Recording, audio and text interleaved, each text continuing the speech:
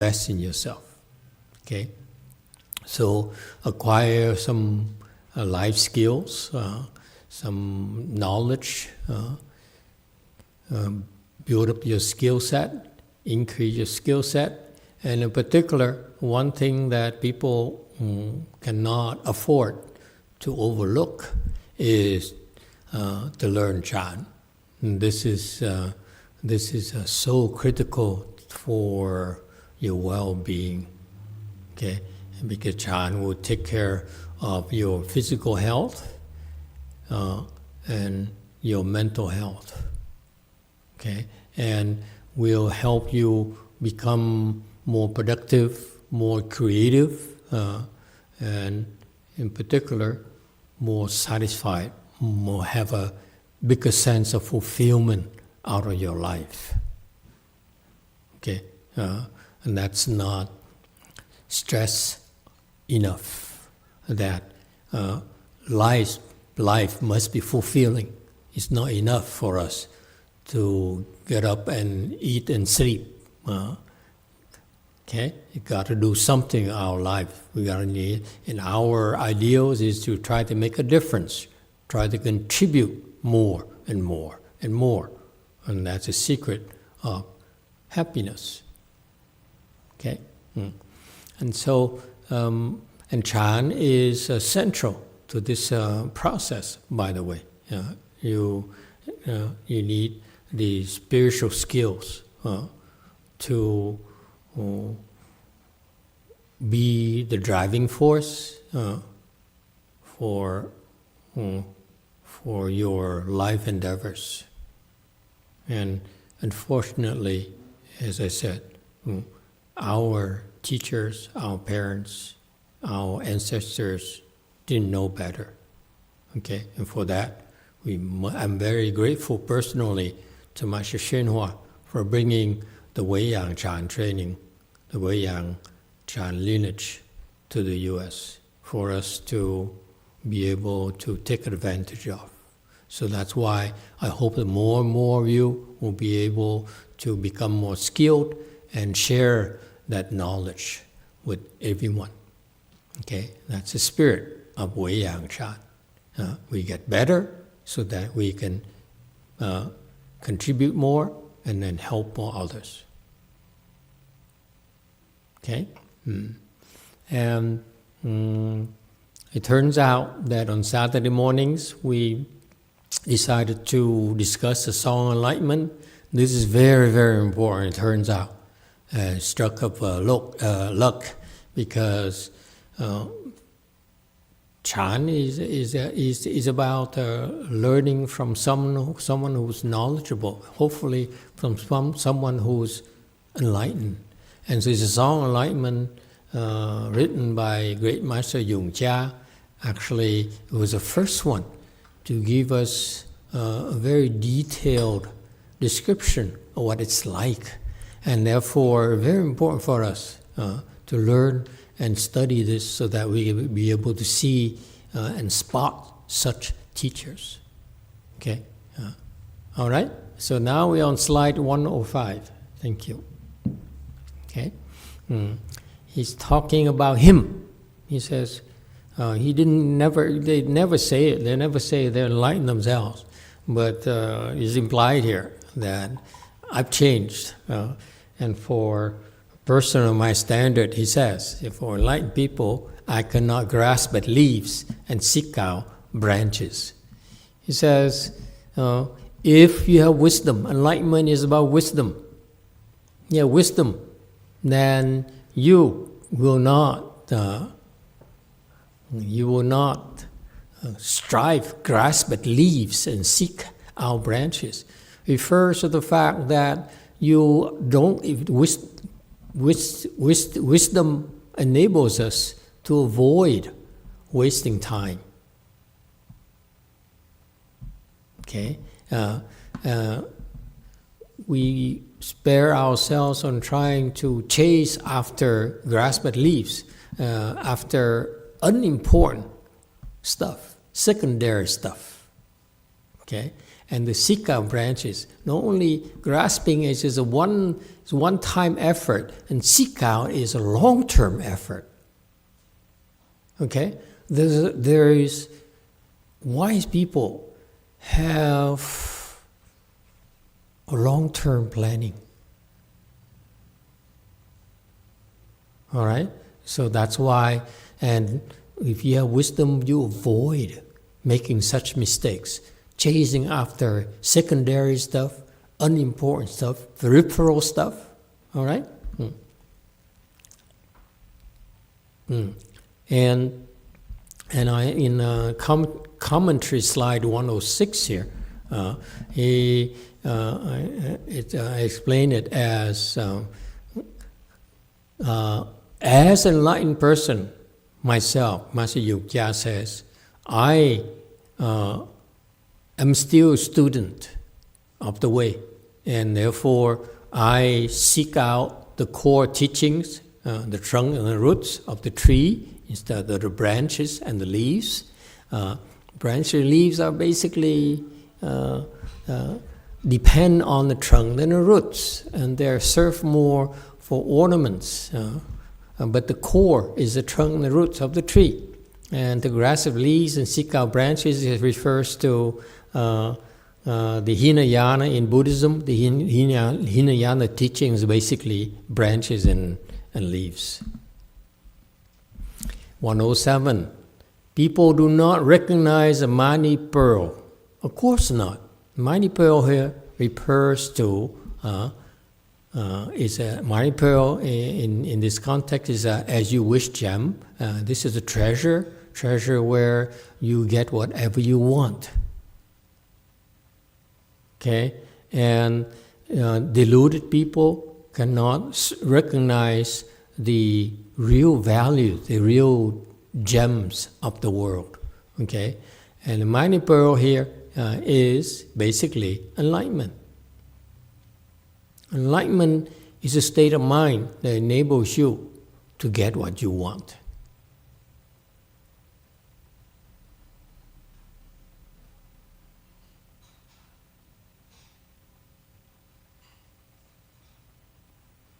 What does it take to get what you want?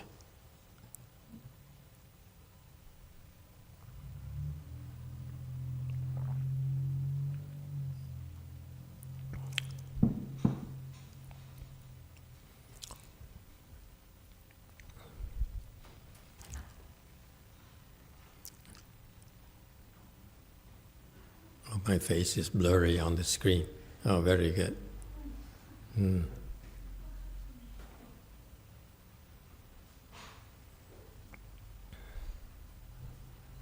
What does it take to get what you want?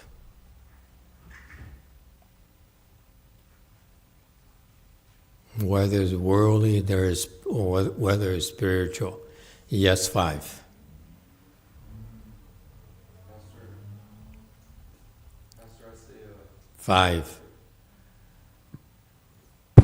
Master, I'd say patience. It takes patience to get what you want.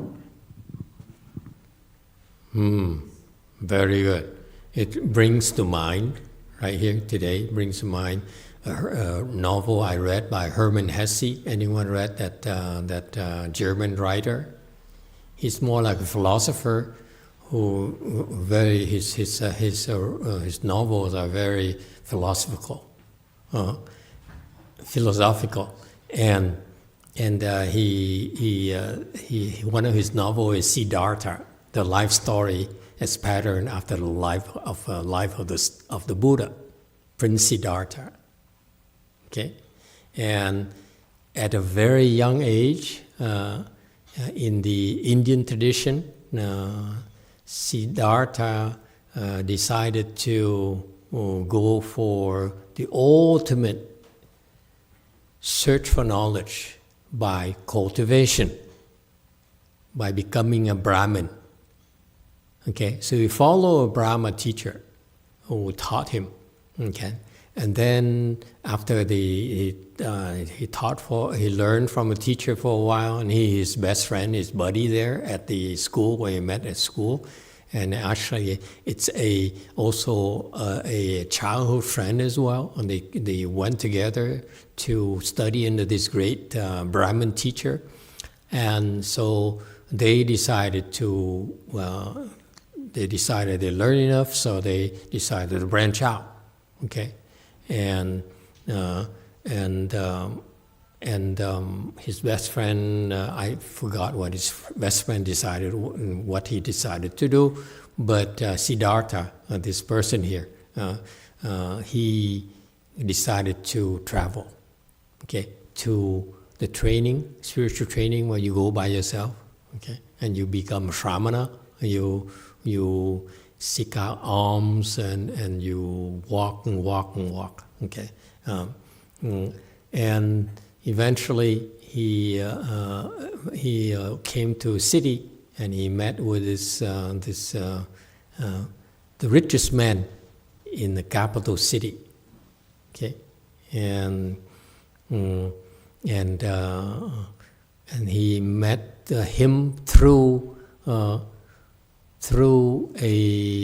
courtesan, okay, and so the courtesan fell in love with the young Brahmin and then introduced him to this one of her patrons, the richest man in the city, so filthy rich, and so the rich man asked him, "What is it you can do for me?"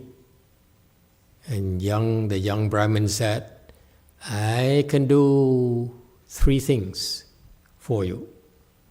Number 1, I can read, which is not commonplace in India back then. Only privileged people get to learn how to read and write. And number 2 is I can do arithmetic, meaning I can keep books for you. Okay, I can take care of the addition and the keep books for you. Okay, and the merchant said, "And what's number 3?" He says, "I can wait."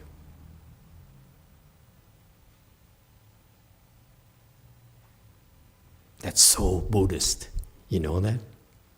The Buddhists wait. Instead of whining and complaining, how come Master is not helping me? Why is it not the way I want? Okay? I'm out of here. Master is oversold. It's not the way I want. Part of your training is to learn to patiently wait. It's not always going to be the way you want. That's for weaklings. Weaklings need to be exactly the way they want. Okay? And those are the weak. They are dependent on others to get what they want. Whereas if it's not what you want, then what do? Child training, you wait. And you wait. And you wait. And you hone your skills. Okay? You meditate and you wait. And you build up your skills and wait till it's the right time. And that's exactly what happened to that guy in Herman Hesse. So the merchant put him to the test, and he patiently waited, and finally the merchant was sold. And this is a special man. So he employed him. Okay, he says he's a very special guy, this merchant. That's why he's so superior. He brought in the Siddhartha guy and said, and please, those of you who still remember the novel, I read this something like 50 years ago, okay? When I was a teenager, once. I was so impressed by the story, okay? I still remember the major parts of it. So he brought him and says, "I want you to work for me." The rich man says, he said, "Okay, sure, I'd love to work for you. But you know what? You are the kind of man that I do not want to work for me. I want you to be my partner. So here's what I'm going to do for you. I'll give you half of my fortune and want you to manage our combined fortunes together. So you have a 50% interest in the outcome. And guess what? Siddhartha accepted, agreed, and the man's fortune multiplied many, many fold. Yeah, so smart people, wise people have, think differently. Okay? They don't whine, they don't complain. They simply work hard. Okay? Relentlessly. Yes, you too.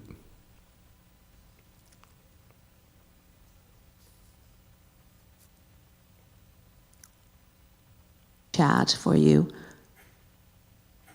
Oh, Master, can you hear me okay? Now, yes. Okay, wonderful. Thank you. Good morning, Master. We have some comments on the live chat. T.S. Geppetto says, you need determination and a stroke of luck. Yes. And Stefan Wonkmuller says, it takes blessings to get what you want. It takes what? Blessings. Blessings, absolutely. Okay. Okay. What I want to stress to you is that Chan meditation will help build your patience. Okay. All those manifest eventually in the form of patience. You can patiently wait. When others give up, become disenchanted, you patiently wait. Okay? All right. If you can do that, then you have you have what you wish, and what you wish here refers to the wisdom. Enlightened people have the wisdom to help them get what they want. That's really the Mani Pearl is your wisdom nature. Okay. And your wisdom will help you get everything you want, anything you want, eventually, if you can wait long enough. All right? Losers, they give up prematurely, unfortunately.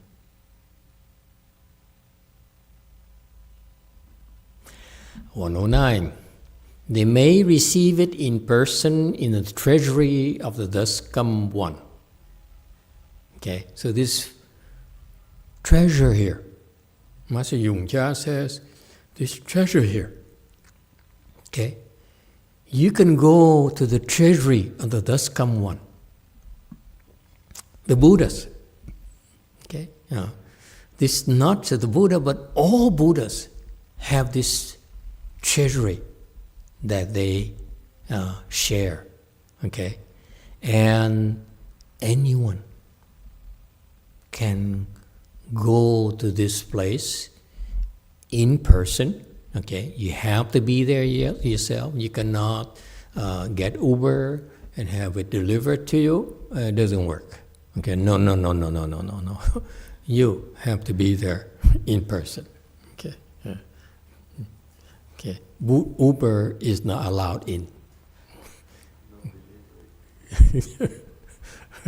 Because Uber, that's right, Uber people do not believe.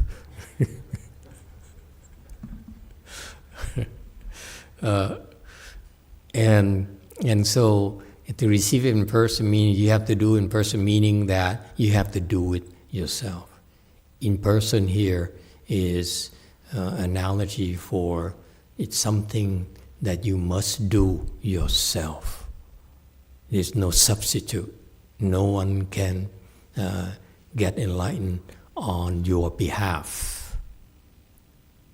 Okay? No one can get enlightened for you. You have to do it yourself. To go there requires you making the personal efforts to get there. Okay? That's the only way. There's no other way. Don't expect your mother to do it for you. Don't expect your husband to do it for you. Don't expect your teacher to do it for you. That's baloney. Okay? So that's why you Sanghanas have to learn to wean your students off this dependency on you. Yes, starting out, we help them what they want, but eventually have to learn to be more patient, and more and more and more patient. Okay? 111. The 6 kinds of spiritual functionings are empty, yet not empty.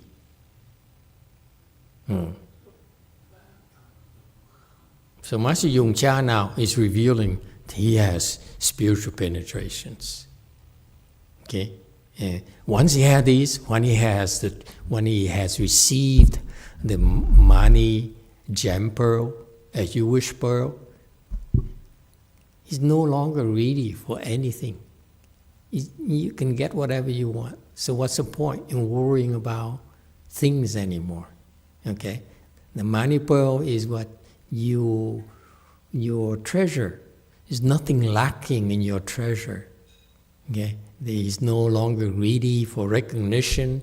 He's no longer greedy for fame or for profit. Okay? And because of that, he's also became endowed with the 6 kinds of spiritual powers. Okay? Yung functionings.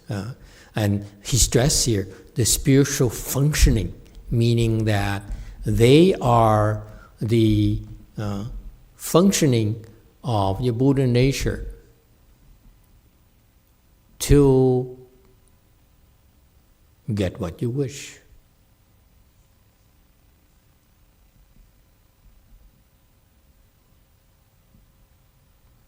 Okay, and this is what you and we are all endowed with. All of us have this. It's not only for Master Hsuan, it's not only for anyone particular. All of us have these 6 spiritual functionings. They come from our Buddha nature. Our Buddha nature, it will reveal itself in these 6 functionings. Okay? This is how we can use our Buddha nature once you have access to it again. And what are the 6 functionings?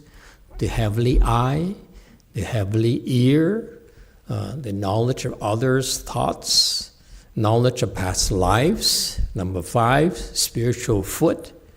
And number 6, exhaustion of outflows. Okay, now, number 6, exhaustion of outflows, only applies to the 4th stage Rahat or higher. Okay, whereas from 1 to 5, most people can develop this from first dhyana at the lowest level. Okay, yeah, and so this is the functionings of our Buddha nature. That we're able to see the heavens, see the hells as heavenly eyes. Number 2, heavenly ear. You can hear the sounds from the heavens, from the hells down below. Okay. Number 3, knowledge of others' thoughts. We can read people's minds. Yes, you too. Oh, thank you, Master. I apologize. There's a question in regards to about the Mani pearl. Okay. It's from Diego. Amitabha, Master. Is the Mani pearl made of Vajra? Do we constantly build it through our cultivation? The Mani pearl is an analogy. A Mani pearl refers to your blessings. In order to get what you want, get as you wish, it comes from your blessings. Okay? Mani pearl is as you wish. So you have this pearl here, or for the dragons, it's called the dragon pearl. Okay? Same thing. It's similar kind of treasure, in that you have this pearl here, then whatever you wish comes true. Let's say you wish to have a red car, you have a red car immediately. Okay, that's why, for example, in the Lotus Sutra, in a section where we read the Universal Door chapter, when Wu Jin Yi Pusa, the infinite intention Bodhisattva, wanted to make an offering to Bảo Thà Phổ, jewel stupa Buddha, okay, and he when bodhisattvas, mahasattvas, when they make offerings, they want to make offerings. They simply said, "I want to make offerings," and whatever they wish to offer shows up in their hands. Okay. And so, for example, the infinite intention Bodhisattva, when he wanted to make offering to the jewel stupa Buddha, he took out his necklace. Yeah, when you're Bodhisattva, you can wear necklaces. Before that, you can't. Okay, boys and girls, don't do that. When you're Bodhisattva, you become a Bodhisattva, you can do anything you want, practically. Okay, no one will complain. Yeah. And so he took out his necklace. Okay, that is amazing. He's a bodhisattva wearing a necklace in his neck. You know, weird. Okay, and he's called infinite intentions. Okay, and so he's a Mahasattva. So he took out his necklace. Okay, and split in half without breaking it. You know, amazing. For us, he split in half. The thing, the beads fall all over, right? No, for him, it split in half became two different necklaces of the right size. Okay, he offered half to the jewel stupa Buddha, and the other half to one in Bodhisattva. See that? And what is not said in that sutra is, where did he get the thing from? And when? Let me give you the answer. Would you like to know? This is my version, okay? He just got it in the morning. He got up in the morning and said, this morning something important is going to happen, okay? So I need to look my best. So he got this immediately, the most expensive necklace he could afford. Okay? He's not Buddha yet, so he has limitations to himself. Okay? So the most expensive necklace appear on his neck. Got that? For that day only, he happened to be wearing a necklace. He'll be using as an offering to the two Buddhas. Isn't that cool? That's the meaning of Mani Pearl. Okay, Mani Pearl is your blessings. Ultimately, it's your blessings.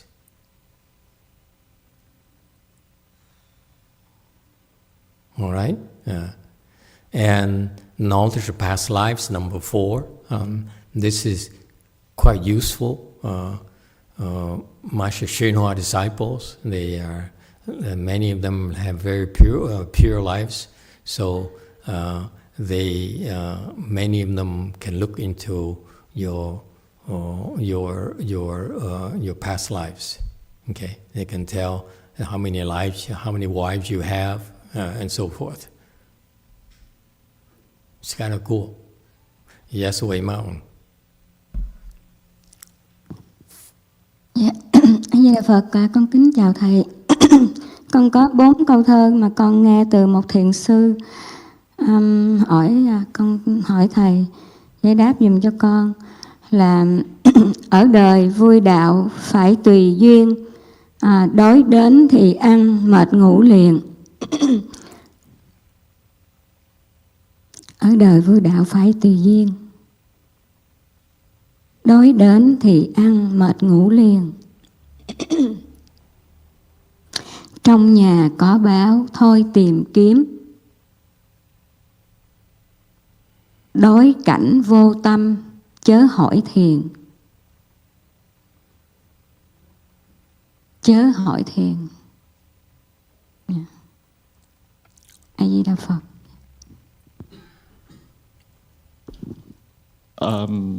Amitabha Master, I have 4 verses from a chant master. Would like to ask for Master explanation on this verse. So the verse says, in this life, you find the joy in the way by you have to accord with condition. When you feel hungry, then eat, tired, then sleep. In the house, already presents the treasure. You don't have to look for it. And facing with the state, no mind arise. Don't ask for the chant. Okay, who is it from? You should all know me by now. When you quote something, you better tell me who is it from.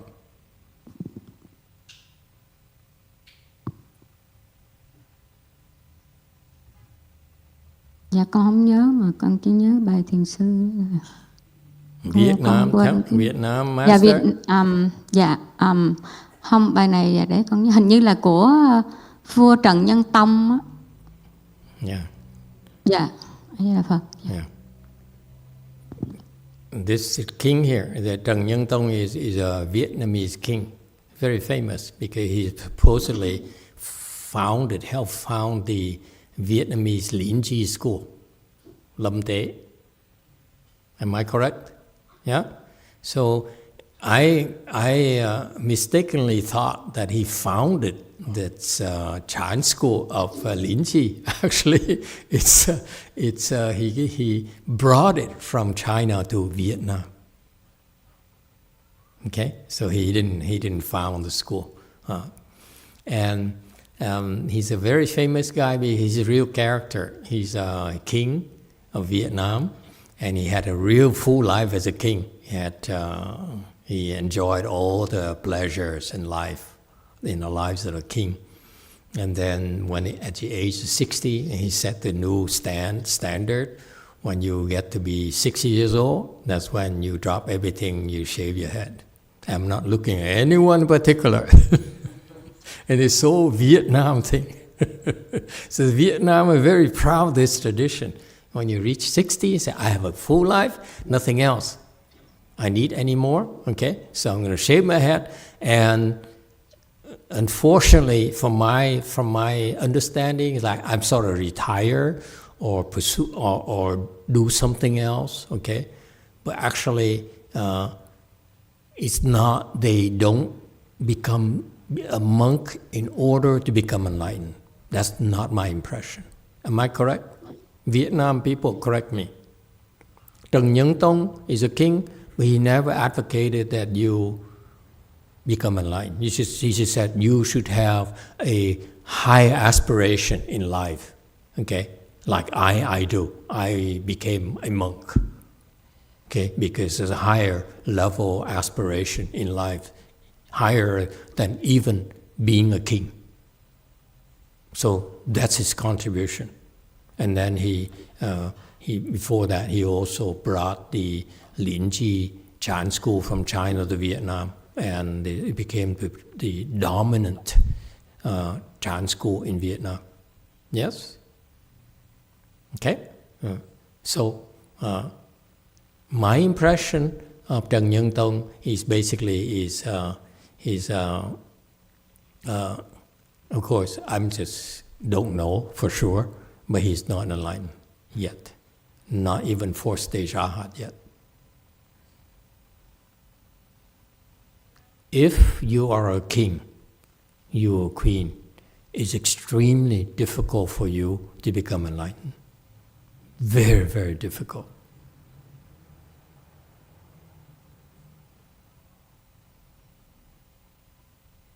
All right? Once you're there, you become a monarch, an emperor, and so forth. You have so many attachments, so many expectations out of life and out of people around you that a lifetime is not enough for you to undo.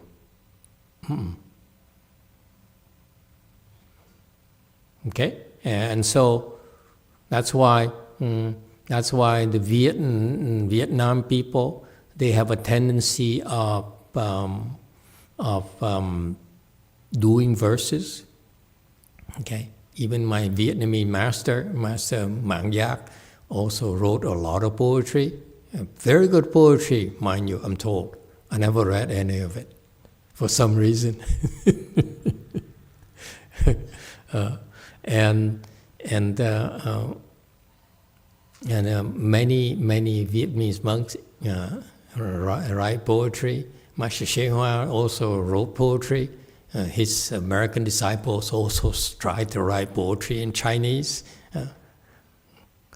You know how well it went. American writing Chinese poetry.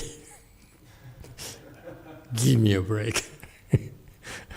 Okay, and so, but it's what people do now. They write poetries. So it's a long answer to you that the 4-line verse there, to me, even if it's not from the King Trần Nhân Tông, Vietnam King Trần Nhân Tông, it's not impressive. It came from the books. Okay, it came from basically it's borrowed from a lot of Chan teachings. It's nothing original about it. I don't know, you've been listening to our Wei Yang anecdotes.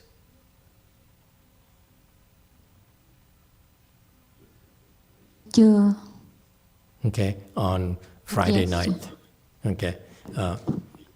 All the anecdotes that we studied for last year and a half, 2 years, okay, they're all original.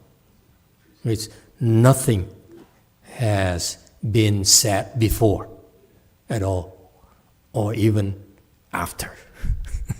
And if the Chan monks dare come to them, to Master Wei Shan, Master Yang Shan, and regurgitated some kind of Chan saying somewhere, they would be slapped in the face and say, "Get out of here." Okay, say something that comes from you. Don't borrow from someone else. If you want me to teach you, you better say something from you, original from you. Okay, that's how I help you. But if all you do is copycat, borrow from a Taiwanese, right back there, borrow from the Korean people, borrow from others, now I can't teach you. Okay? So in summary, my first reaction is this 4-line verse here is nothing original at all. You can see these concepts everywhere in the Chan literature. You have to accord with conditions.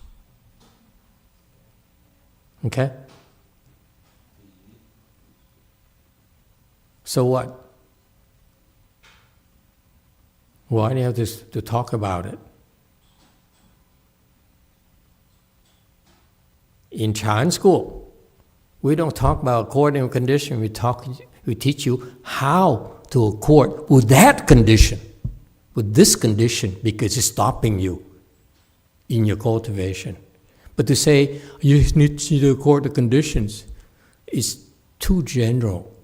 It's not very useful as instruction. Does it make sense? It sounds good, but it doesn't do much good for you at all. Okay? As they give you this false sense of knowledge, oh yeah, I know you're supposed to accord the conditions.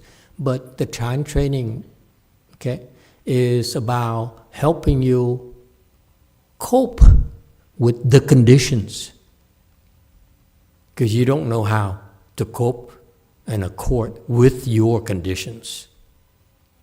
And that's what I like about Master Shenhua's teachings. He's the first Chan master who gave me the most information about how to accord with conditions. Okay? And now we take it a step further by telling you more how to better accord with conditions. Okay? So you look at all the four-line gatha there. It's good to read it, okay? But it's nothing original at all. They're all there in the Chan teachings. Okay? So this is a problem with verses. Verses, they rhyme, they're impressive, but they are not very useful for each individual. Chan teaching is very personalized. When you practice Chan, your instructor, your teacher, is supposed to help you. In order to help you, okay, most Chan masters in the Weiyang lineage would not utter a verse, except for Master Xuanhua.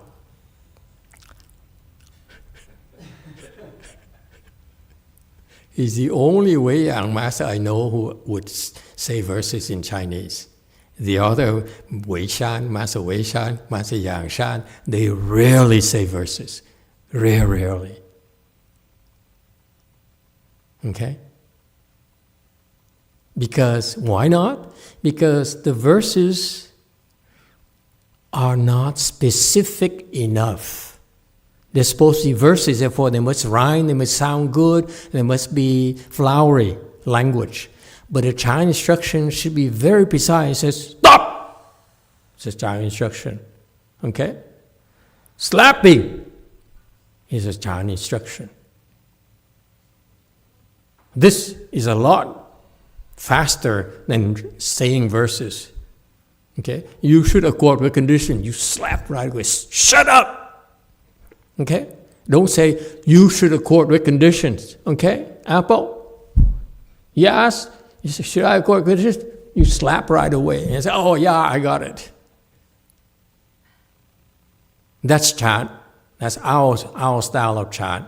We don't beat around the bush. We beat women and men, everyone, and monks. Okay? Okay. Again, in the future, please, when you quote these things, ask questions. Get me the author as well. Okay? It would be easier, a lot easier for me to discuss it. Okay? Thank you for the question. Dạ, cảm ơn thầy. A Di Đà Phật. Dạ. Okay. Going back to slide 112, spiritual foot. This is my favorite. Yeah, people are impressed. They're impressed with, well, I can see dragons. You know, I can hear music, heavenly music up there. For me, I want spiritual foot. Why? It saves money. Why? Because I'm thinking of going to Europe next year. And can you imagine my spiritual foot, how much money we save? Yeah?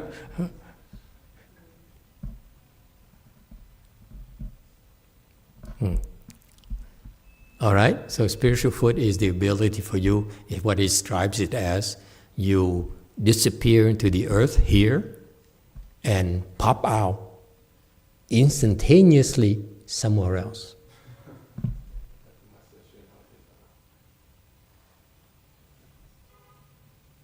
That's spiritual foot.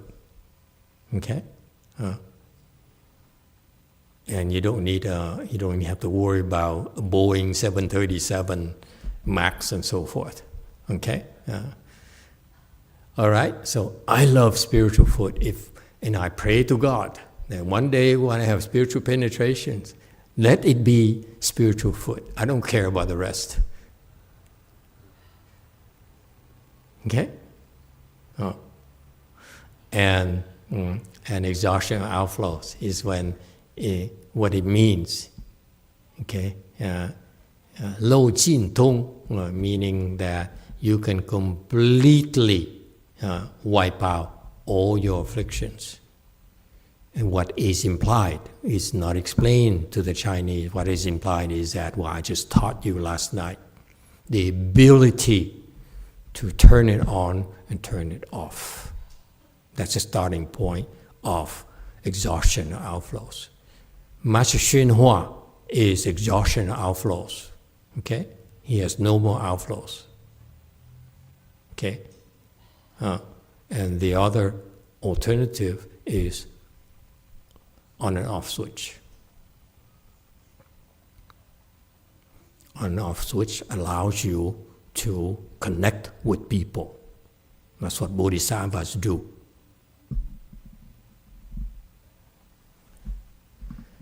Any questions? Okay, 113. This pearl of perfect brightness has formed. Wait. Sorry, go back to 112. The six kind of spiritual functionings, okay, again, functionings are the use of your Buddha nature. Your Buddha nature has all these abilities, okay, to help others. Okay, so that's why they call functionings. Yes, Wei Mao. A Di Đà Phật, con chào thầy.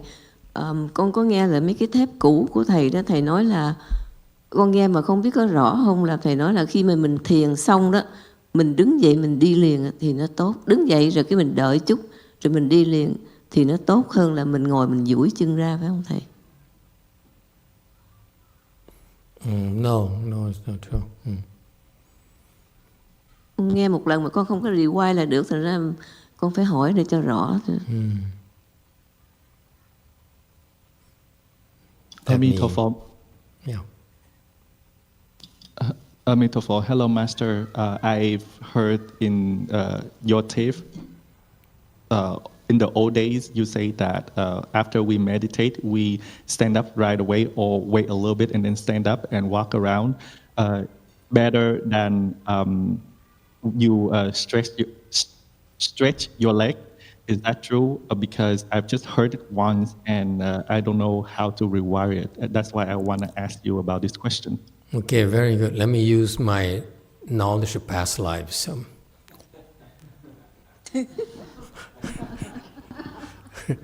Wait, I don't have it. Never mind. Okay, forget it. What I'm referring to is after you, at the end of your sit. When I first started, Master Shinhua disciples taught us, who claimed to be an expert in meditation, taught us, and it's caught on a lot by a lot of teachers, is that you do the cup your eyes and massage your face, bring warmth to your face again, rub your kidneys. I think the old monks should do that. Your kidneys, if you have heart problem, you massage your heart, whatever. Okay, so they used to advocate this, and I found it funny because all the Vietnam people who came to my classes, they all did that. They all looked very proud, saying, "I know how to end a sit."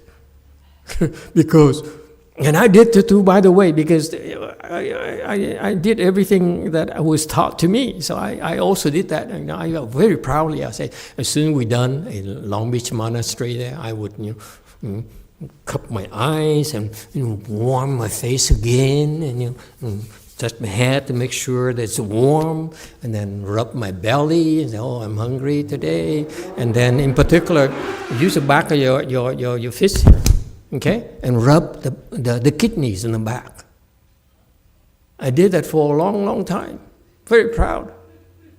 Until one day I woke up and I realized that I was too full of myself when I was doing that. Something is wrong. After you sit, you meditate, and you show off immediately. Because invariably I saw so many people doing that because they're showing off. They say, I know meditation, man. Okay? It's ridiculous. It's I taught to people that's anti-meditation. You spend an hour with us, stealing your mind, okay? And the first thing you do at the end of the sit is to agitate yourself immediately right away. That's nonsense. It looked like she did that too. She does that too. Do you do that too? Rub your nose? Dạ không. Trước đó cũng có. See what I mean? A Vietnam thing. It's nonsense. Okay? You're stealing physically and mentally, and all of a sudden you go berserk, you go rubbing everywhere. You know, it's like a monkey. Mấy thầy nói làm như vậy để máu huyết chạy đều á thầy. Baloney. Ngồi thiền á. That's nonsense. Your blood. The only problem is that when your legs are hurting, your hips are hurting, then you can stretch them. And then you tap them so that you encourage blood to flow again before you stand up so that you can stand up. Okay? But if you can stand up. Okay? And make sure you regain balance before you take a walk. That's all. But don't do these silly things like rubbing and that thing. I think people stop doing that nowadays, especially Vietnam people. I don't see them do it anymore. But it's the rage 25 years ago. Okay? Everyone is doing that, especially Vietnam people. Okay? And some poor Chinese souls went to Vietnam meditation teacher and picked it up as well. Okay? But I don't see it being done anymore because I would ridicule it. It's nonsense. Yes, one. Go ahead. Okay? So, so what you do is if the legs are hurting and you know you have no sensation in your legs, it's okay to stretch them, okay? And tap them and massage them so that you bring them back to life before you can stand up so that you don't fall and hurt yourself. That's the main thing. Okay? But be gentle. You don't need, to make a spectacle yourself. That I know how to meditate. They can't meditate. They sit the whole day and the most Vietnam people do is they false think like crazy. They think about this, they think about what they're going to have for lunch, which I did today, and so forth. And they think the whole hour and they stand up and they finish, and as soon as they finish, they rub themselves like maniacs. You want to rub? Get a massage.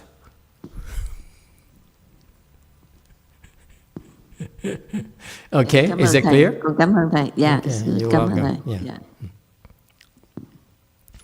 A design, this is from Master Shenhua's teachings, and that's from the Chinese chant. After you sit, it's a very good idea for you to walk around, to restore blood circulation naturally in your body. But walk naturally, slowly, okay? And it's a form of walking meditation. Rubbing yourself is not meditation. That's nonsense. It's garbage. And people picked up because it looks cool, looks different, as if you know what you're doing. It's all nonsense. Okay? Your chi is, if you meditate properly, your chi is strong enough already. You don't need to rub your body to increase your blood flow. Actually, it slows it down. That's what's so stupid about it. When you meditate, your blood flows very strongly already, naturally, okay?